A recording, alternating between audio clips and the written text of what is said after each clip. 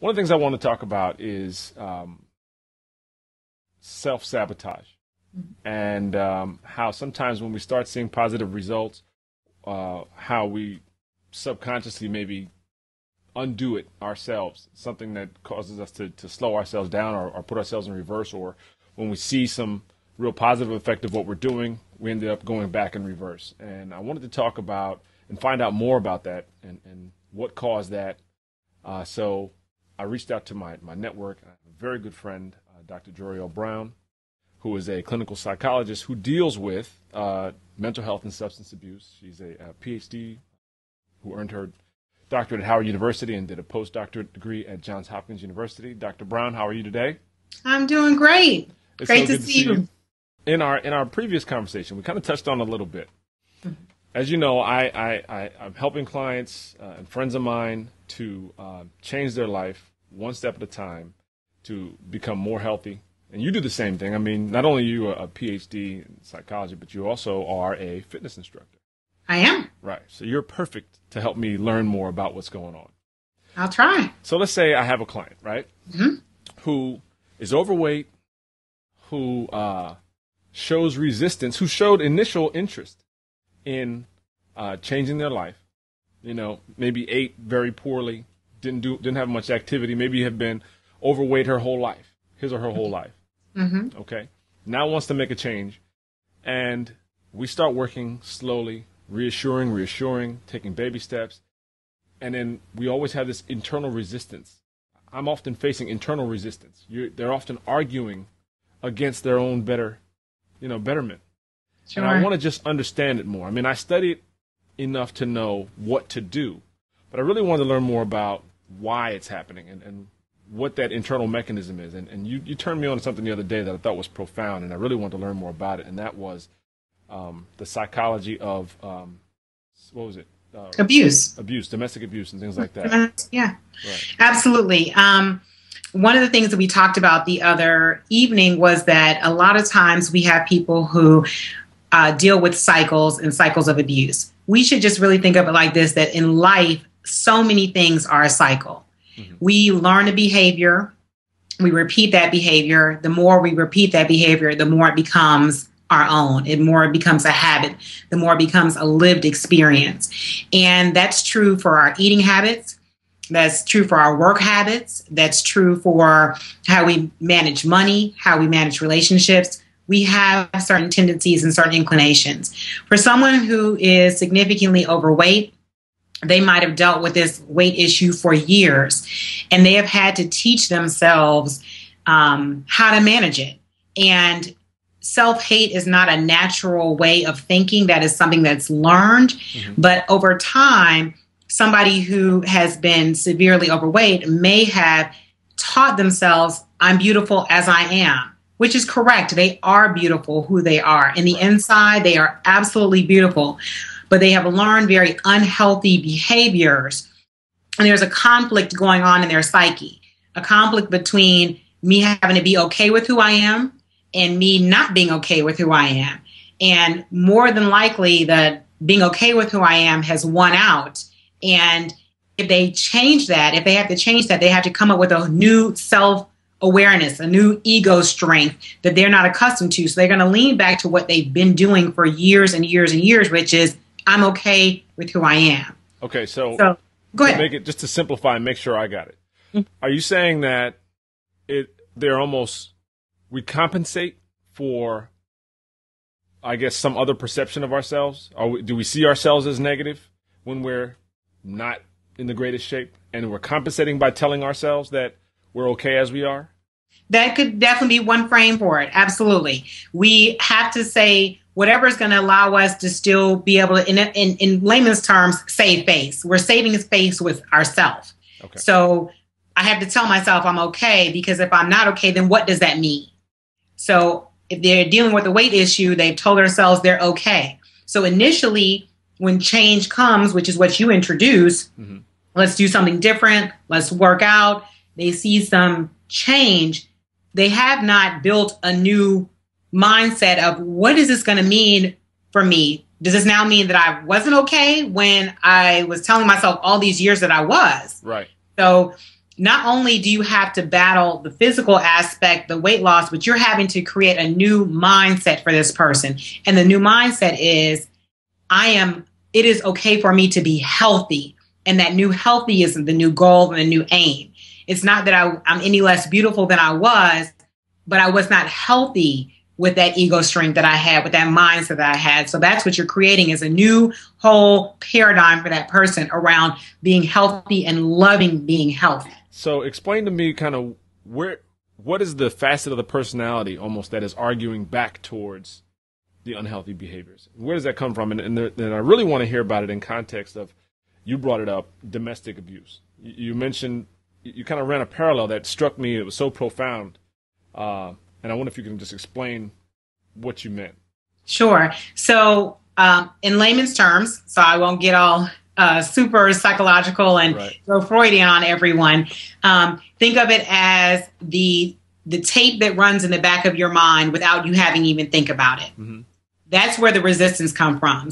A lot of times there is something that's running in the back of our minds. You can think of it as those things that have become so involuntary to you, like breathing, like your heart beating, like any other involuntary motion in your body. That's where the resistance comes from. And it becomes ingrained in you because over the years that tape has developed and that tape has gotten used to playing, and you're accustomed to it playing. Okay. So it is very hard to break that tape and then create a new one, and then that new one has to start playing over and over again. Right. So that's why you see people start, make a little progress, bounce back a little bit, maybe bounce back all the way to the beginning, right, because you are actually trying to deconstruct a foundation that has been built. And that's why the liken that I made to the cycle is because in domestic violence, you see the same thing. People don't understand why they see these women go back time and time again to a very, very abusive partner. Okay. It starts off where there's a tension. That's that first phase is where the tension is building. There's the arguing, there's the bickering. And then you have the full blow up where there's the act out, and usually that's where it becomes physical or very, very, very psychological. Right. And then after that, there's the reconciliation, and everybody makes up, and there's promises that it won't happen again. And then there's the calm. But then right again, starts back up, right all over again. So that's the same thing you're seeing with somebody who loses weight. There's the tension building up. They want to make the movement, the progress. They often get to that acting out phase of making the progress, seeing something happen. But now they have to reconcile in their minds. Now, what does this mean? And because they're getting closer to the reality of it, that fear knocks them off. And 9 times out of 10, it has everything to do with managing fear and anxiety. Okay. So you have to manage it the same way that you do with somebody who has like a phobia. You have them do incremental progress and help them manage the progress at each one of those stages. So it's going to be a constant battle of managing higher and higher exposure to whatever the thing that creates the anxiety for them. Right. So if you were counseling someone who was in a situation that required significant change, what type of advice are you giving that person in particular? I mean, how do you in your practice, or if you were to talk to someone who was either dealing with coming out of an abusive situation? And it's funny because we've chosen domestic abuse, and I often talked about abuse in our relationship with food. Absolutely. So how do you counsel someone? What advice do you give that person, or what are the kind of the key points that you employ when talking to someone through major change? I tell them first, absolutely, this is a process, and there's got to be a whole slew of patience, both on their part and on my part, because we know that it took them often 20, 30, 40 years to establish where they are now, and it's going to take time for us to reestablish something new. So if they're not in it for the long haul, they're not walking into it with a realistic vantage point. Right. So that's one. 2 is it has to be conscious. So we literally have to develop a plan with the person. And we would literally come up with day by day, this is what we're going to do. And I literally would have them sit down and think, where is it they want to be? And just in talking, it's not just about asking them, well, where do you want to be in 1 month? Where do you want to be in 1 week? Where do you want to be in 2 weeks? But it is literally having them imagine what it would feel like. Because what we don't often do is deal with a person's emotions. We want to deal with the physical, the concrete, what we can see. But all that stuff that's going on in the background, if we don't manage it, then all the efforts that are made are probably going to revert right back to where we started from in the beginning. Right. So talk about, what does this feel like for you?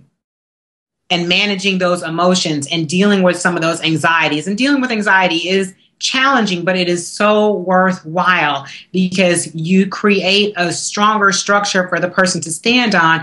Because if they're dealing with the anxiety, they're going to feel like they're in quicksand, and they're going to revert back to the foundation that they know, which is usually unhealthy behaviors. Right. That's great stuff. What's funny is it reminds me, one of my aunts, and she's just got this infinite amount of wisdom. She raised, her own kids, but raised my cousins as well. I mean, we all spent time there growing up. And I remember when I had my first son, she said to me, you keep saying the same thing over and over again. You keep telling them the same thing. Show patience. You keep telling them over and over again, even though you get tired of doing it. But one day you hear them saying it back. And that's when you know. You have hit it. You hit it. You struck the chord. Yep. And that's what you're doing. It's behavior. And people so many times look at behavior, but they don't look at the thoughts and the emotions that are behind those. And that's what you're trying to touch.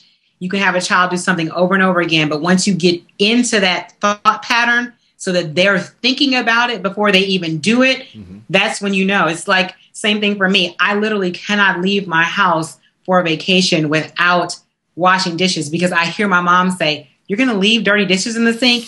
I mean, who does that? Right. But that's the same thing. Now, because I work out so often and I've made it a routine part of my life, I feel guilty when I don't work out. Right. So it's not just that my body tells me and I notice that I, don't feel the same. I'm not resting the same.